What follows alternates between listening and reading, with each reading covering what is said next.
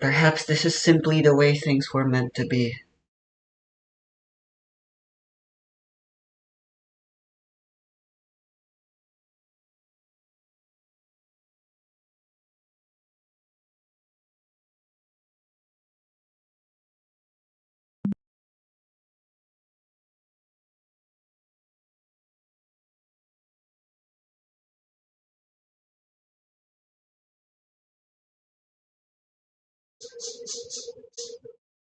Well, it's finally come and gone, folks. Netflix's Avatar: The Last Airbender has arrived to thunderous confusion, mostly. I've watched the show twice already, and before finishing the script, I'll have watched it the third time. Some say, hey, it's pretty good, and some say, hey, it's pretty good for what I expect. Others say it's exactly what they were expecting, and then frown animatedly at you, and then others still whack like the show killed their childhood dog. And I welcome all these opinions. As a fan of the original show and media in general, I think it's important for everyone to form their own views, and I form one. If this is the first time you're finding my channel, I like Avatar. I watched a lot. I think within this video will be my thoughts, and my thoughts alone. And just as I welcome you to have your own opinion, I hope you can respect mine. There's a lot to this show. Some good, some bad, some ugly. Just like my original Overanalyzing Avatar series, I want to talk about a wide range of topics about this show. But this won't be my classic Overanalyzing Avatar style. This will be much more of a review than those style videos. I won't be stopping to say, hey, check out this Easter egg in the background that shows up for 1 second like my other videos, or commenting on some blinking mixed continuity errors. This will be more talking about the show's successes and failures.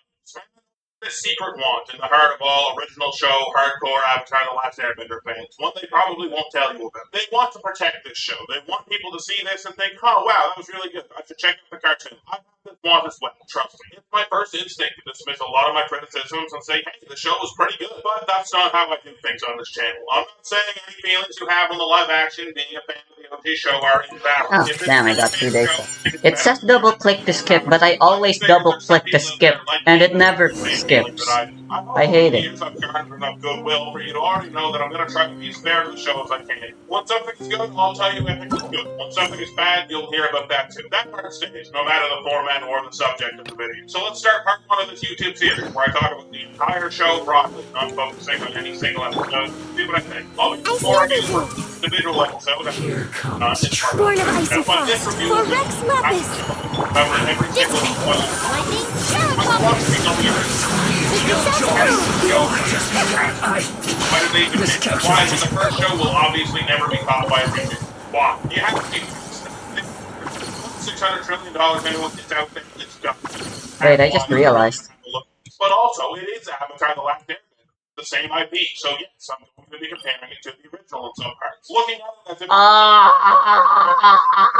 Avatar: The Last Airbender, and there's already one of those, so I think comparison isn't just natural, I think it's completely warranted. So going into the show, the thing I thought they really had to nail was the tone. That's the only way the show was ever going to succeed. Obviously, the show had to be heavier than the cartoon that it was based on. The medium of live action just calls for it. You can't have as goofy of moments, characters getting hit by stuff for jokes, or cartoon sound effects, or people doing cartoony movements, but your subject matter is still a 100-year war that's been raging that started the genocide. So a darker tone is absolutely called for, and they did try to go for it, and I think what they tried to do was largely correct, or at least their efforts were pointed in the correct direction. Things are admittedly darker and slower in some ways. On the other hand, though, But unfortunately, no, not that. No, not that. There. Fun to a show that is purposely less bright and fun, but still try to be recognizable. They have to make the show darker to work, but you can't just turn it into a gritty reboot. That's not what anyone on the planet is looking for when it comes to Avatar. So we need to have heavier moments for the subject matter, but we also need to have these lighter moments where our characters are still kids building adventures and still doing Avatar, which is a tall fucking horror, man. Let's start with the beginning. This from square one. But they both targeted Biscuit. Nah. Nah, you to take care of the rest. Still do all that pain, but doing it was gonna be hard. This Thank isn't you. an IP like Star Wars, where you have this vast universe where you have them whatever you want tonally. This is a very unique story with very unique and beloved characters, all of which you have to change majorly to even have the medium you're telling the story into work. That is a psychotic game plan. To even have the guts to think of attempting such a thing is pretty wild. So I think you kind of have to give them some props for what they did accomplish. Listen, it's never a horrible cringe fest that leans too far into silliness or too far into childishness. It finds a middle ground where neither extreme is ever met. And while yes, that is a positive, it also makes the show feel confused to what it's trying to do sometimes. And sometimes even worse, like it doesn't even have its Indeed, own I identity. agree. Like the show seems afraid to really lean into any one feeling. When it's dark, you make sure to not go too dark. When it's fun and childish, you make sure those moments are brief and quickly forgotten. Which means none of these moments really get time to sink in. If moments don't get time to breathe, they become forgettable. Found in this show, that happens a lot. More often, we're left sitting on scenes where characters exposit to each other on what's going on or what they're feeling, what it is they sit or stand around. Like the scene in episode 1 where Aang is talking to Appa, but he is just staring at the camera, telling the audience what his character is and what he's doing. Really worried me when I should have come to the back off his head and see my eyes being ending Appa with how frustrated he is. But the avatar showing me some characters from emotion rather than staring at me, telling me what it is. This happens a lot. Maybe not in such a front-facing, obvious way, but the right decision definitely doesn't contribute to the right as anything else. Dare to mess with me? Here's the store. Learning about character, or event, or location, or the world as a whole, makes you feel that the Netflix adaptation almost never does. So often, especially in the first few episodes, characters speak to each other and just say what their character is, what their motivation is, what's something that needs to be explained. Like, let's compare a scene from each show. Aang wants to go penguin sledding and jets off. After Katara catches up with them, she tells him she'll help him get the penguin if Aang has her learn waterbend. Aang says he doesn't know how to waterbend because he's American, but there has to be some other waterbenders around to help her, right? Nope, Katara is the only waterbender in the whole South Pole. Aang then floats the idea of going to the North Pole. Take flight. They quickly get sidetracked with penguin sledding. Rapid fire named shit. Aang is up to Katara mentions that Katara the fire first attack, something Aang at this moment still has to learn about. Aang, being adventurous, steps towards the pit.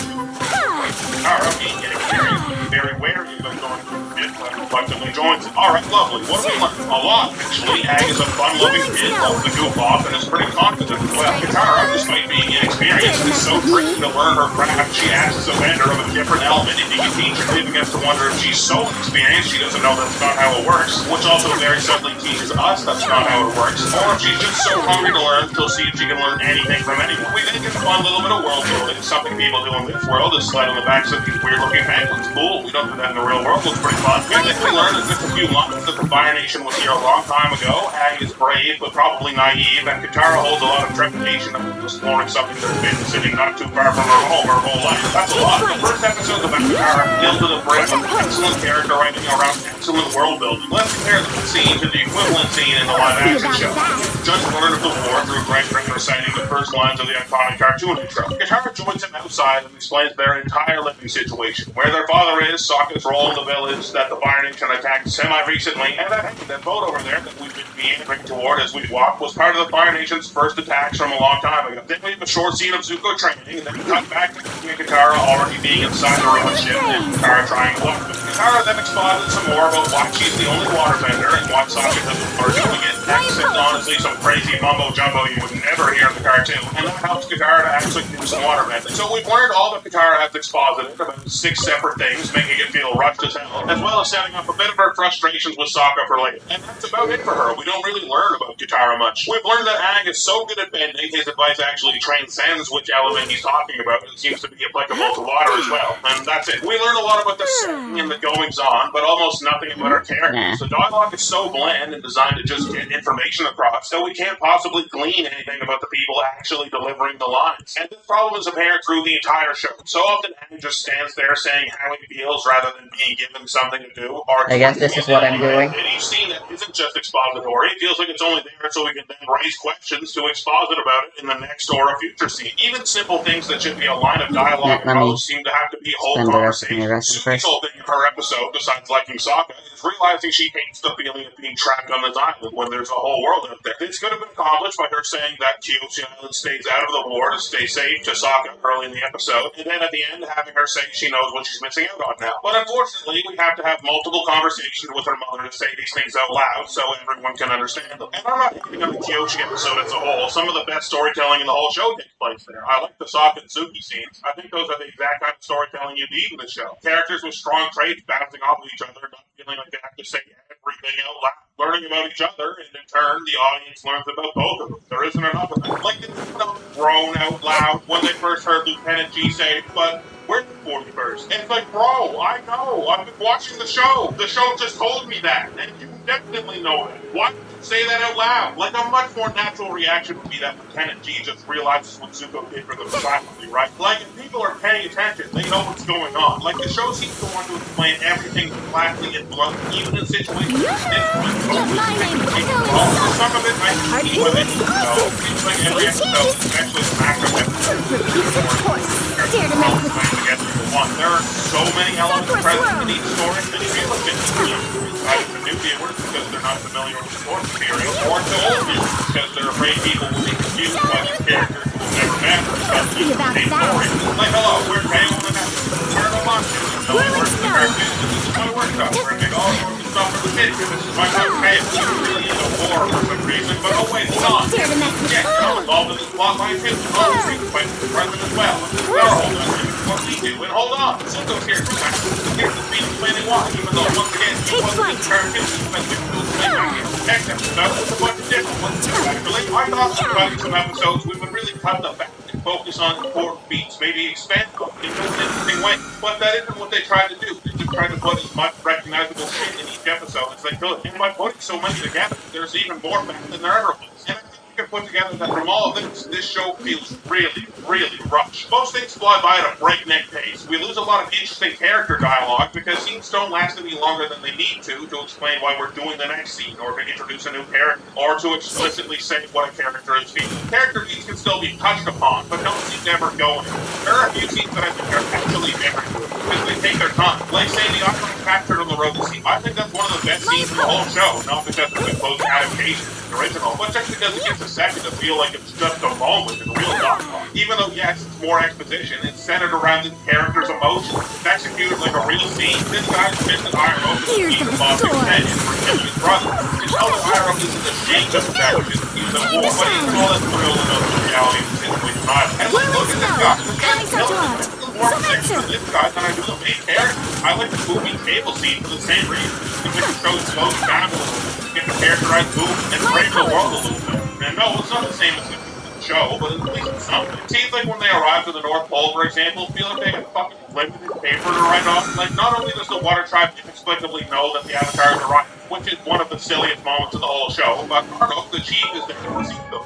That allow me to introduce you to Paku, our foremost expert in waterbending, and Yue, my daughter, who is our spiritual leader. And no, yes, no, we already know about the Fire Nation who's coming to attack. Don't worry, moving on. Like, what? Slow down, man. Holy shit. I think the addition of Zuko's notebook is a really big part of why things seem so rushed, too. Our characters don't feel like they have to learn about the world in any interesting way. They literally have a glossary they can check, and then exposit what is in it while T-posing, and then have an instant answer on what to do next. It's like a perfect design. It's insane. And bringing it back around to the North is probably the worst culprit in being rushed. Somehow Sokka and Yue seem even more distant than the original show, despite the slightly increased runtime in the North, I think. Like, they probably spend more time together on screen, but man, they're just standing around talking to each other. At least in the cartoon, they hung out and seemed to hit it off. When they tipped the first time, I was like, huh? What? And then suddenly, what the fuck was that, by the way? Now has a nice people feeling metal hitting up a rope shrine that used to be turrets that can still feel. What? What? That was playing over the board in like 90 seconds, and then Flora inexplicably shows up to tell Aang about it, despite the rule being set up earlier than Aang can only talk about Avatars while in their shrine. It would be like, I can feel my knife is coming back, and there can only be one reason for that, was Aang should honestly be like, what? What the fuck are you talking about? Your knife? I can stop. I'll say that ran from the episode, because it's crossed in a lot of ways. Okay, but it's probably a good for a second. The show isn't all bad, and I don't want this entire video to keep playing, because it's not what you channel it. You can tell there's a lot of love put in it. Most of the show it's designs and moments, little references and lines that people won't even remember. Those references. And more than expensive. To tell the people who cared for the original show worked on this project. For the most part, I think the show looks pretty incredible. Set design, effects, and costumes are all pretty great if you ask me. The show can even capture a pretty impressive scale a lot of the time when it tries. Like, there's this shot of the Siege in the North where it's a one-take, almost certainly all digital, but it's still pretty impressive and good-looking. I can't believe this wasn't used in the promotional material. It's probably the best shot in the whole show. It's not all good. There are some shots that look significantly worse than others, but that's just going to be reality with a show that relies so much on digital fuckery for its settings and gadgets. Set design, like I said, for the most part, also seems very good. Everything seems like it's a part of this world. I have no trouble believing that. What bothers me sometimes, though, is the blocking. Even though the sets feel real, it can feel a lot of the time that the characters are sort of stuck where they're standing. Like, if they were to go just a bit off screen in any direction, the world would stop being believable. So they're very still. Some performances, like Dallas Liu and Zuko and Ian Ousley's Sokka, are to me very solid. Zuko can feel like his lines are a little whining sometimes, but other than that, I think good. Ian Ousley, despite being saddled with probably the hardest main character slot, does the best if you ask me. He feels appropriately Sokka in most, if not all moments, and never borders on being too wood like a lot of the rest of the cast. And as long as we're talking about the cast, I gotta mention Zhao. Zhao is once again my favorite live-action Avatar character. He was my favorite in the M. Night adaptation too, weirdly. So many line deliveries in this show, and every character, even Zuko and Sokka, fall victim to this, have one of two weird qualities. One is that the actor seems to almost be rushing through the line, like they just want it to be out of their mouths and be done with, which is like, what is this? One of my YouTube videos? Haha, moving on. The other have weird performative qualities to them. Like the characters saying it like they're in a play, so the people at the back of the room can really hear the way they Is say. this supposed to be for Xiao and their Yai And Mika? reality is Zhao has neither of these problems. Zhao feels alien in this show. He speaks like a real person. He feels like a little shithead, slick-talking huckster. And his line deliveries are appropriately understated and sarcastic when it's It's for called for. Zhao Shanyan. feels more like a cartoon character than anyone else, but in a way that paradoxically makes him feel more human than the rest of the cast that can sometimes feel flat. And being a cartoon character in my reviews of Avatar is usually a bad thing, but this time it's the one thing I want. Can we have a little personality? Zhao's great. I love Zhao. But maybe just because the live-action version seems closer to the version I had always hoped for in the original cartoon. The Air Nomad genocide scenes, I think I liked. I never really had any desire to see them, but I think they set an appropriate tone of the show being darker, even though I'm not sure the show stuck to that tone very well to that level. But seeing Aang interact with Gyatso more was alright. Ozai and Azula being different was something I asked for, but I'm not really sure if I got what I wanted. Ozai seeming to like Zuko a lot more, kind of defags him, I feel like. Not only does he have tears in his eyes when he burns his son, he seemingly only bandages him to benefit Zuko, so that it can make him stronger. Like, there's a big difference between you're a fucking embarrassment, get the fuck out of my sight, here's an impossible task, go do it, you're never allowed back unless you do it. And, you have far too much sympathy for the weak, you will leave and find the Avatar, and across this journey it will make you stronger. Only after capturing him are you allowed home. Ozai feels like less of an ominous, looming threat who went as far as to permanently scar and disfigure his own son with pride in his own actions and in his voice, and more like a ruthless battle commander who has strict expectations for his kids, and that feels much less interesting to me. And on the topic of Zuko's banishment, I think the addition of the soldiers he stuck up for, leading his crew, is great. I think everyone loves that. Whoever thought of that, good job. Except that one line from Lieutenant G, cut that shit out. Azula, while being present in the show, really isn't used any more than she was in season 1 of the cartoon. We mostly get scenes of her lamenting the fact that her dad is praising Zuko's actions and being upset and trying to impress him. This, at the very least, sets up her rise and eventual fall in the magic, which is famously one of my biggest issues. So I can't say I'm displeased with it, but nearly every Azula scene is her training and being mad at her dad being seen over and over. And if I'm being honest, I think everyone who heard Azula kind of being the first season of the show probably considers her role is a lot more involved in the plot. And I'm sure I find it disappointing as well. It's really funny that every single main Eileen scene presents the standing there talking to fight. Why were they even there? That's also one of the most Indeed, they were just yes men. I don't think it's gonna have any problems with air fire bending, except maybe Zhao's fire whip at the end. That's hilarious. Well, you gotta give props to Gordon Cormier and especially Dallas Liu at the very least with their athleticism in the action scene. Some very impressive stuff being displayed just on a like, wow, you can do that with your actual human body kind of Jump canceling is still super awkward. Earthbending looks by far the worst. Everything was 6%. Nothing's supposed to be real, but earthbending looks the most like. It's pretty clear why the best earthbending takes place in the very first scene, because that scene is very dark, it's wet, and that the effect's more palatable because you can't really see it. Waterbending has a different issue. Despite looking pretty good, I feel like it never has enough force to really feel like it's doing anything. A combination between the animation of being snappy enough or not enough water being moved, and the honestly extremely blasted sound effects used for it. A lot of the time the waterbending sound effects sound like water rushing through the stream. You have to take like 15 bigger steps than usual to walk over. You have to go, and I guess the water sound effects from the cartoon aren't actually I want to do something really funny. We've just learned to associate the sounds with waterbending. And we want to make the show feel realistic, but it would have been better than having your magical attack that's knocking people over sound so weak. There's also an issue that I have that bending fighting scenes just aren't very creative, and you can tell from the Papu Katara fight why that is. It's because if they try to get creative and visually appealing with those, they do not have the means to make it look good. So much of the bending is just here's a roughly softball-sized projectile and try and look. What more creative moves are used? They are the moves that end the fight. There's no creativity in dealing with it. Early on, when Kyoshi takes over Aang, another thing to say in the episode review, she used water bending to scoop up from down binding the soldiers, sort of in the same way that the OG show used surface tension. That was cool, but other than Katara using a similar move in a split-second shot with the fight Zuko, we never see water be used. Otherwise, it's just weird lynch splashes and ice like Air falls into a similar trap where Aang just does a kung fu move with the Sure, I forgot to burst. It's just not very interesting to look at, and that's before we get into the very liberal, heavily applied, double-decker slow motion to show you. I get you want to highlight spectacle, but nearly every single fight scene has some slow motion in it. Slow motion should be used sparingly to really show your insane vision. You want to show the impact of someone hitting the ground. Even if it's power in your defense, if you keep using it, the fact that your action systems just aren't very solid becomes very important. And that's obviously what it's used for, to hide the fact that your action is very good. Like, sure, you can have Zuko doing these incredibly athletic things during a fight, but it doesn't add up to much as half of your action.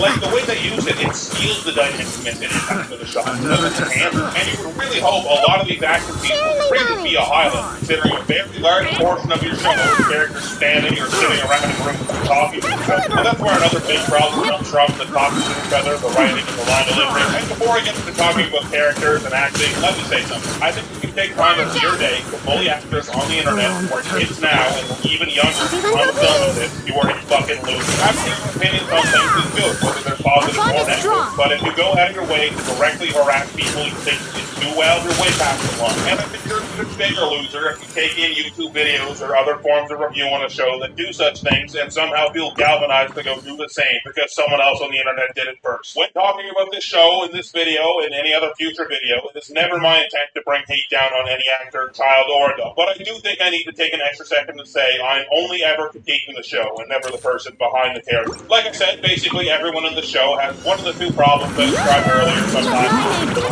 except for Jack, my closing point. Let's talk about acting, because I already alluded to it earlier. Paul Young Lee is a good actor. I've seen him be very good in other stuff before this. I thought his casting of Iroh was brilliant, and I still do in a way, but I think his performance misses what makes Iroh great. Iroh is a warm, gentle, and wise man. He's genuinely laid back. He's not performing or trying to be anything. It's just how he is. He's not the kind of person who's going to say something and then lean back and talk to himself. Like, he's chill. He has great vibes and much wisdom, but not because he's trying to be any of those things. He's a bitch, and he's comfortable in his own skin. But for so much of Iroh's screen time in this application, I didn't see him perform. Like, he's trying to be seen that way. Like, he's trying to be this black old sage with a heart of gold. What the biggest turn of Iroh was that he wasn't trying. He just was. And that's probably a very hard thing to capture, especially when most of the fans only ever watch the show once or twice and only remember the broad strokes of the character. I can see the want to overdo these things. It makes sense in my head, but Iroh was a complete person.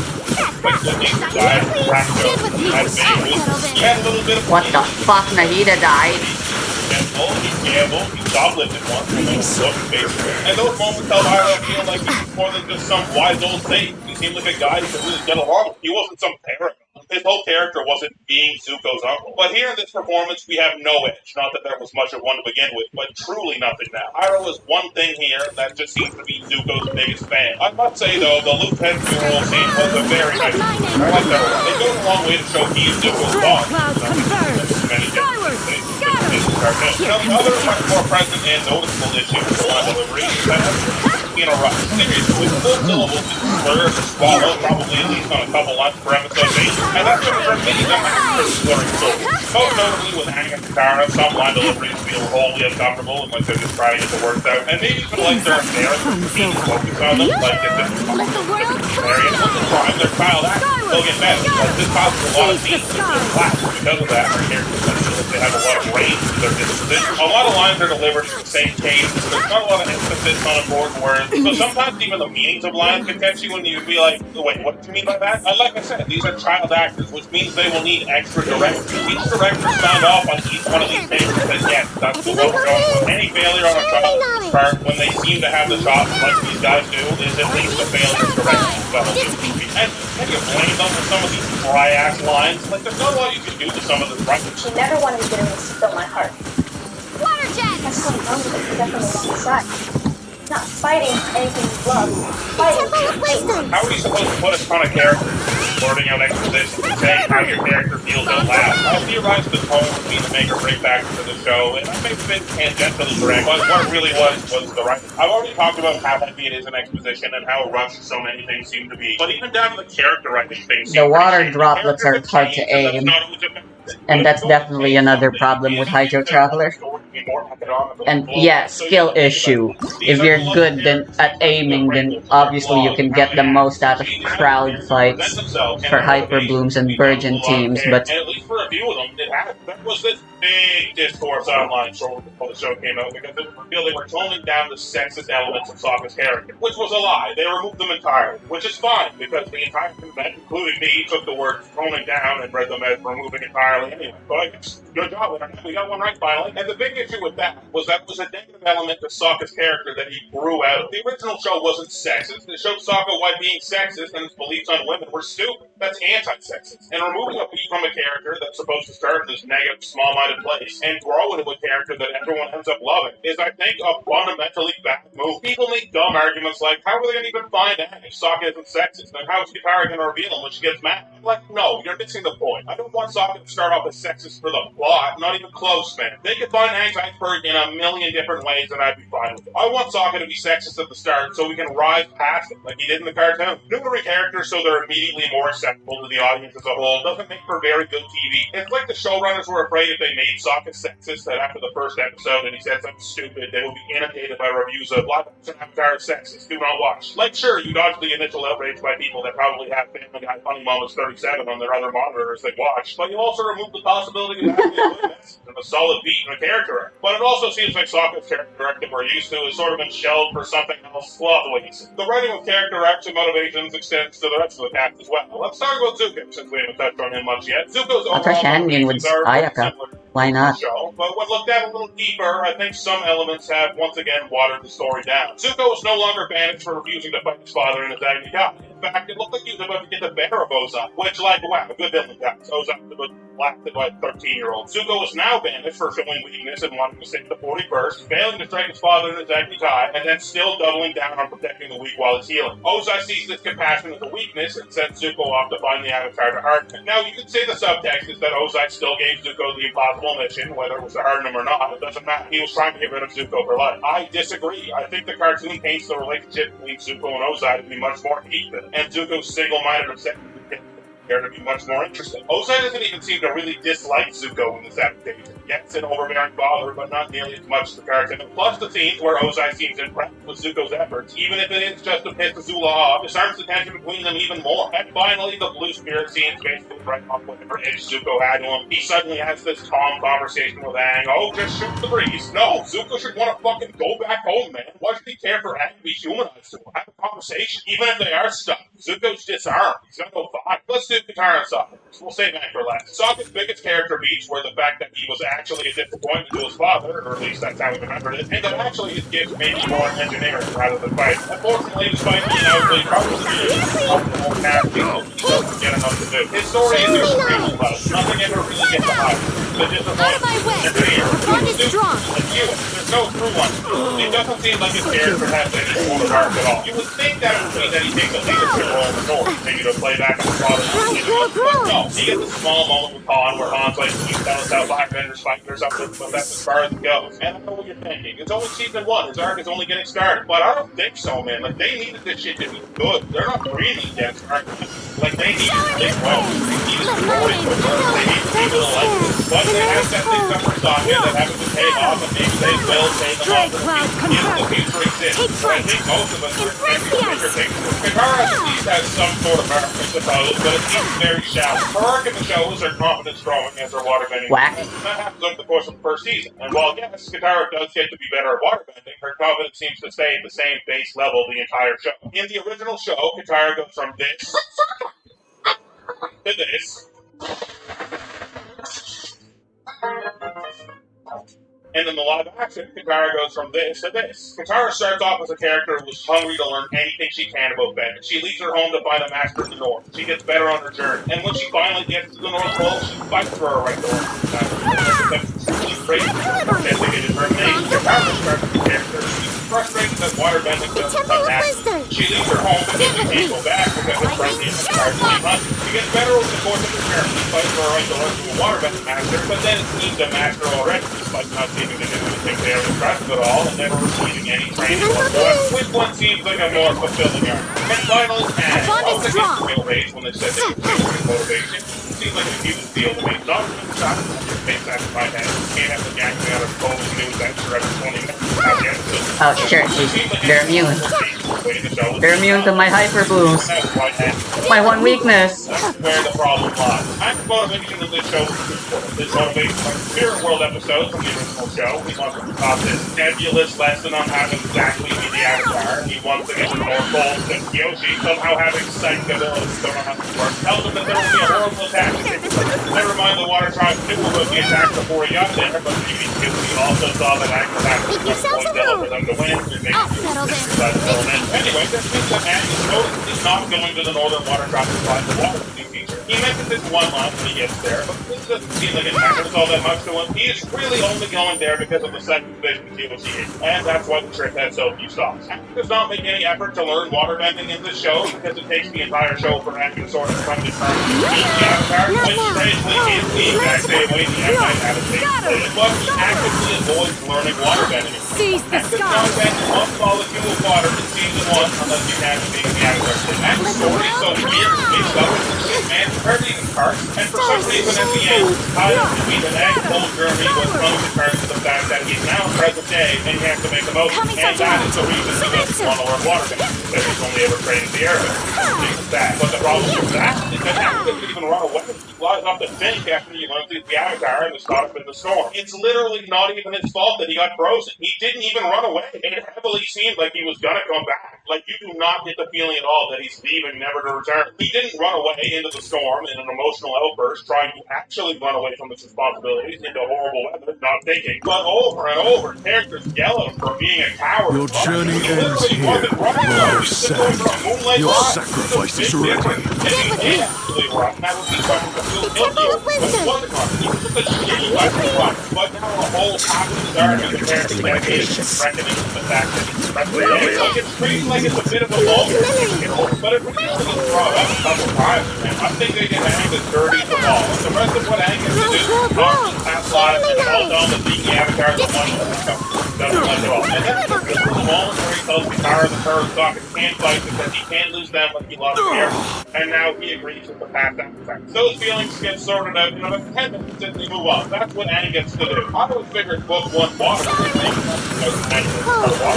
Learn to command. One water here.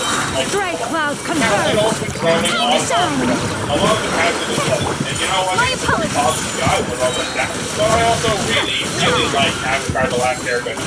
Like, anything looking to recreate. There's no point charge attacking.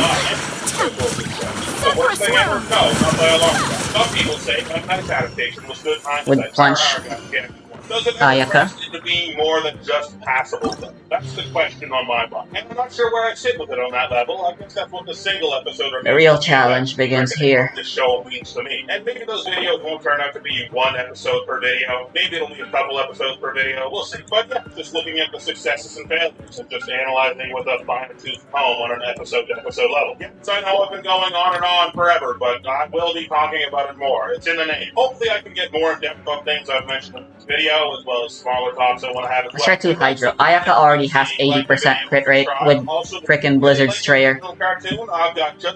She doesn't really need any more. Me, I'm the YouTube channel. David shoutouts, 1C2, random videos from me. Form me a Patreon for just a few bucks. Link, as always, is It's like my Hutao team, only it's Ayaka.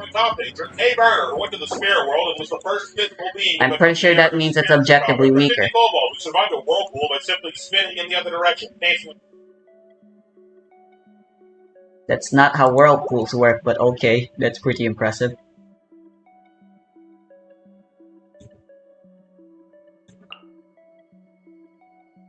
Of course, I gotta try out more Sucrose DPS.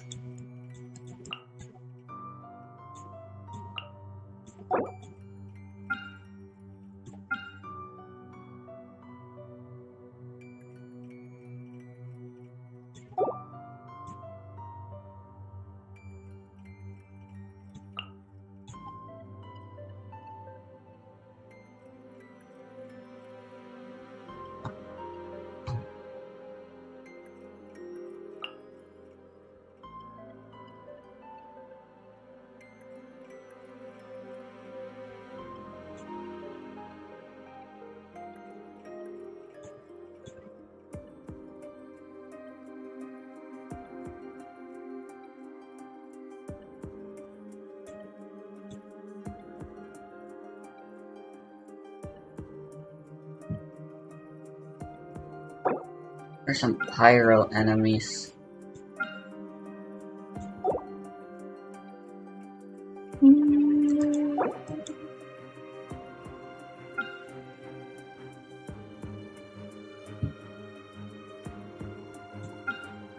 I'll be fine. From what I remember, it should be fine. I just need to swirl.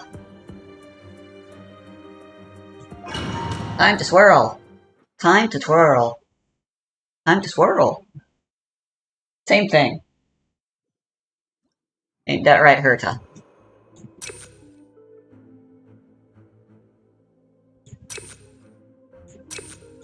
Yeah, I might need that.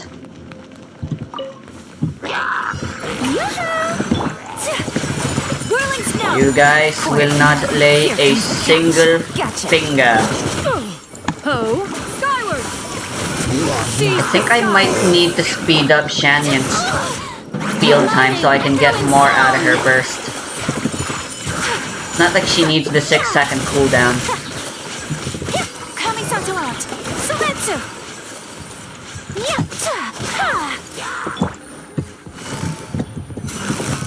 King's up. From silver. Quietly now. Shower me with the... Scatter. Skyward.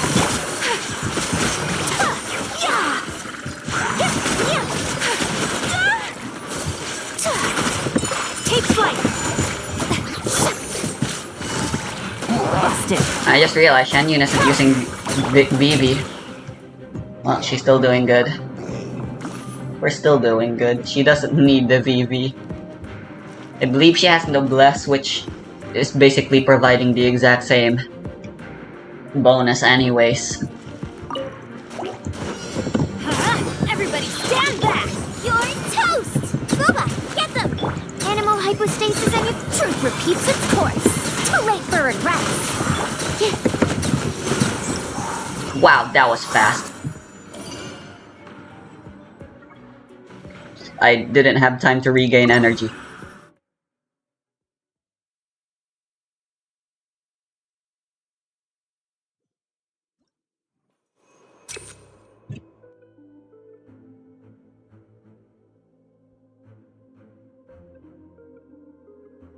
AR Keyboard, DC 10, 1 hit point, 44 for some reason. I don't know what's going on there. I think that checks out a little bit.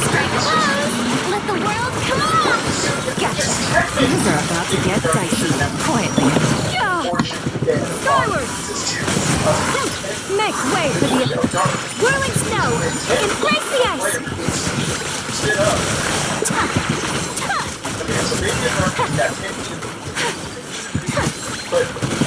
My apologies! Shower me with the... King's up. From silver. Time to shine! Scatter! Skyward! Seize the skies! Whirling snow!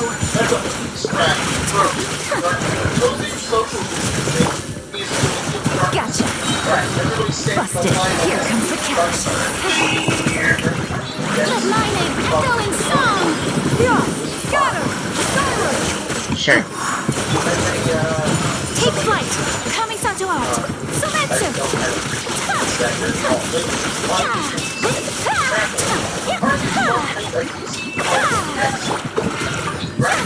Strike a pose! Quiet. Alright. Scatter! Skyward! My apologies! Bad. Why? You can handle one.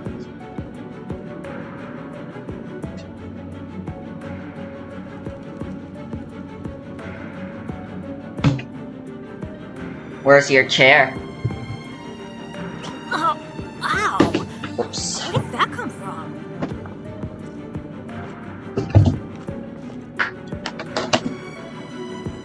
Hold on, give me 2 minutes. Adventure time! Let's light it up! Go in! Have fun with this gift! Hey, yeah! Nice and spicy!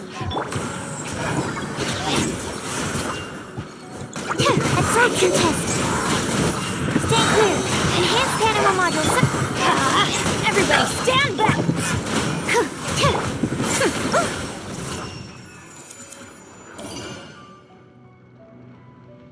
Never mind, I didn't need 2 minutes. Good night, bud. I can continue it later.